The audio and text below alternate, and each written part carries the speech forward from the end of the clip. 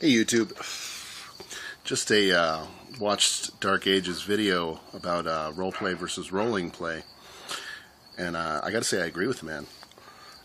It's just, all of us DMs have been sitting around on our butts the last, 10 years, letting the computer and the video game console tell us what the story is going to be. It looks like we've gotten lazy, and so Wizards of the Coast, in their infinite wisdom, have decided to come out with a system where we don't have to think anymore.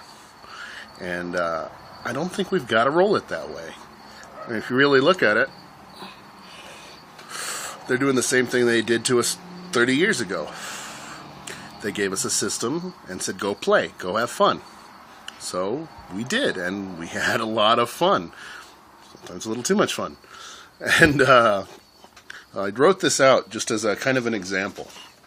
So I'm going to read this to you, so forgive me, I'm going to lose eye contact. So here's two scenarios I wrote up.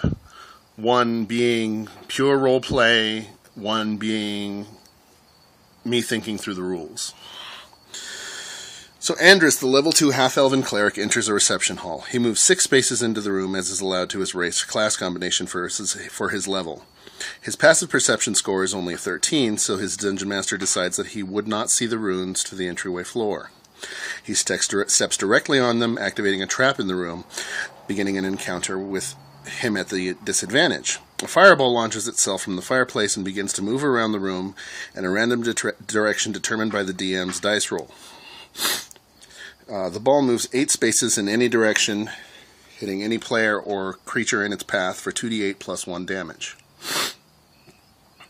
Andrus and the fireball take turns moving about the room trying to avoid or kill one another, and based upon the remove scores and reflex defenses. Then Andrus decides enough is enough on his turn and tries to discern how to end the danger of this trap, and tells his DM he wants to try to look for a way to turn off the trap.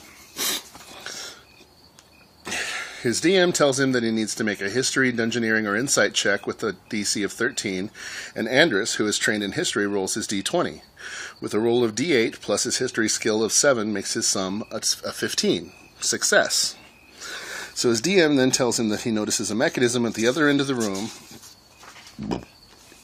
that should end the threat, and now begins a skill challenge of this encounter, as Andrus is told to make a series of athletics or acrobatics and perception checks to make his way safely across the gauntlet, ending with him disarming the trap and opening a secret door. Okay. Then I wrote the other way. Andrus, level 2 half-elven war cleric, enters a reception hall. Against one wall is a table, and against the other is a bookshelf. There's a fireplace under a large hearth at the end of the room. As he enters the room, he fails to notice the glyph embedded in the floor and trips the room's trap. A fireball shoots out of the fireplace and starts dancing about the room, just begging to find a medium-sized cleric to turn into a medium-sized corpse. Andrus deftly dodges the fire, and over the course of a few turns discerns that there's a mechanism at the other end of the room that he must overcome to disable the trap in the room. He has spent time in his life dealing with several dungeons and was told tales in his learning of dangerous traps and the like, so he knows the basic understanding of how to disable them in this possibly deadly room.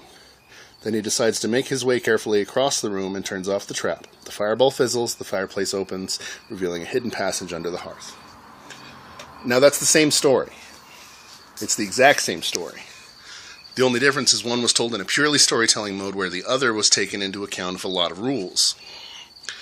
Now, us as dungeon masters, we have the responsibility of deciding what kind of game experience our players are going to have. Do we want them to be staring at their character sheet all day and making rolls based on statistics and math?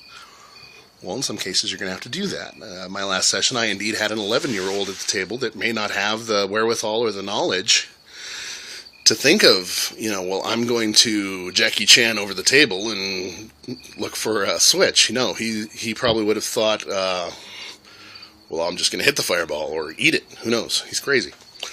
And at the same table, I had a 40-year-old cleric that's had decades of role-playing experience, where he'd approach it probably in a more thoughtful, creative way.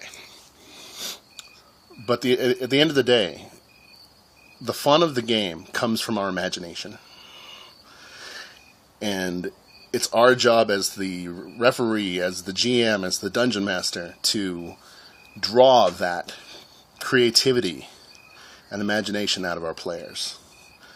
Some of the most fun I've ever had is when a player, or if I happen to be playing a DM, just pulled something wild out of his back pocket and decided, here, have this, try it, why not? And if you yes and that, we're all going to have fun. So at the end of the day, it doesn't matter what you play. You can play Labyrinth Lord, you can play Dungeons & Dragons 30.5 if you want to. I don't know why you would. But you can play 4th edition, you can play Dragon Age, you can play GURPS, you can play D20. I don't care if you write down and just act out cops and robbers. This can be fun. And at the end of the day, the G in RPG is game. We're here to have fun. Just some insight.